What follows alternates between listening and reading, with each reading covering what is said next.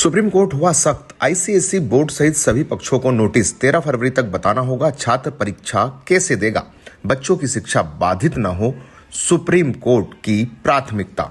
जी हां, नई दिल्ली इंदौर के एक निजी आईसीएसई स्कूल से निष्कासित 14 वर्षीय छात्र के मामले में सुप्रीम कोर्ट ने अहम हस्तक्षेप करते हुए मध्य प्रदेश सरकार के स्कूल शिक्षा विभाग के प्रमुख सचिव, ICSE board, little wonder convent school, Madhya Pradesh बाल अधिकार संरक्षण आयोग, इंदौर कलेक्टर और जिला शिक्षा अधिकारी को नोटिस जारी किया है। अदालत ने सभी संबंधित पक्षों से 13 फरवरी 2026 तक यह स्पष्ट करने को कहा है कि छात्र को परीक्षा में शामिल कराने की व्यवहारिक व्यवस्था कैसे की जा सकती है।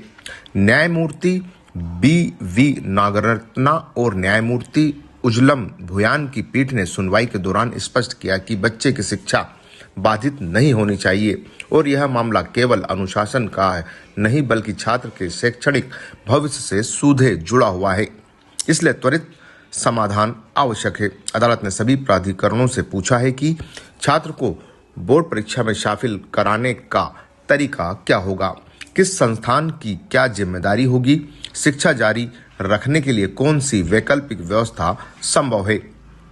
पीठ ने संकेत दिए कि समाधान ऐसा हो जिससे छात्र का शैक्षणिक वर्ष और परीक्षा प्रभावित न हो।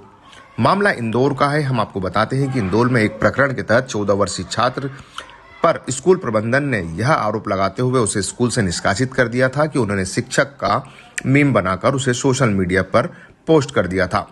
इसी को लेकर अभिभावक ने आपत्ति ली और यह मामला सुप्रीम कोर्ट पहुंचा। अब सुप्रीम अदालत ने इस मामले में अहम बात कहते हुए पूछा है कि आखिर बताइए कि यह कैसे संभव होगा कि छात्र को उसके शिक्षा के अधिकार से वंचित कैसे रहने दिया जाए। मतलब सीधे तौर पर जितने भी आयोग हैं या जितनी भी संस्थान है वह यह तय करें कि छात्र की परीक्षा कैसे होगी। कोई भी बालक अगर जुवेनाइल है, 18 से कम उम्र की जो एक्ट के अंदर जिसको परिभाषित किया गया है, उसके द्वारा किए गए किसी भी कार्य के लिए उसके भविष्य को बर्बाद नहीं किया जा सकता है। किशोर न्याय अधिनियम की धारा 24 सीधे उनको प्रोटेक्शन के रूप में देखती है। इसी परिप्रेक्ष्य में अगर मैं बात करूँ जो इंदौर का मामला आया है, तो बालक पर कुछ आरोप लगाते हुए एक स्कूल ने बालक को स्कूल से निष्कासित कर दिया है, उसको टीसी पकड़ा दिया है, जो कि एक पूरा साल बालक का खराब होने वाला है। और यही प्रकरण माननीय सर्वोच्च न्यायालय में चल रहा है। जो बेसिक प्रिंसिपल्स हैं सेक्शन 3 में दिए गए, उसका भी ये उल्लंघन बताया जा रहा है। इन सारी चीज़ों को एक समग्रता के साथ देखते हुए माननीय सर्वोच्च न्यायालय का जो भी फैसला आएगा वो मुझे लगता है कि बालकों के भविष्य के लिए एक नज़ीर बनने वाला है और उन सभी लोगों के लिए जो बाल हित में कार्य कर रहे हैं एक गाइडिंग प्रिंसिपल के रूप में काम करेगा। सर, इस तरह के मामलों में पेरेंट्स के लिए क्या कुछ हिदायत है? पेरेंट्स को क्या करना चाहिए? पेरेंट्स को तो बेसिकली जैसे इस मामले में भी वो लोग गए थे, बाल आयोग के पास जाना चाहिए। बाल आयोग राज्य की सर्वोच्च संस्था है जो बच्चों के हितों का ध्यान रखती है। तो बाल आयोग के फैसले पर भी कुछ माननीय उच्च न्यायालय ने, हाईकोर्ट की बेंच ने जो डिसीजन दिया था उसको आधार बनाते हुए ही पेरेंट्स सुप्रीम कोर्ट गए हुए हैं।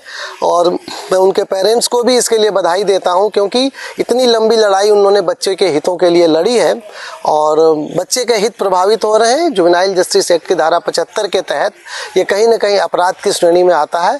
उसमें स्कूल के खिलाफ या उन सभी लोगों के खिलाफ जो लोग भी जिम्मेदार हैं FIR बनती है।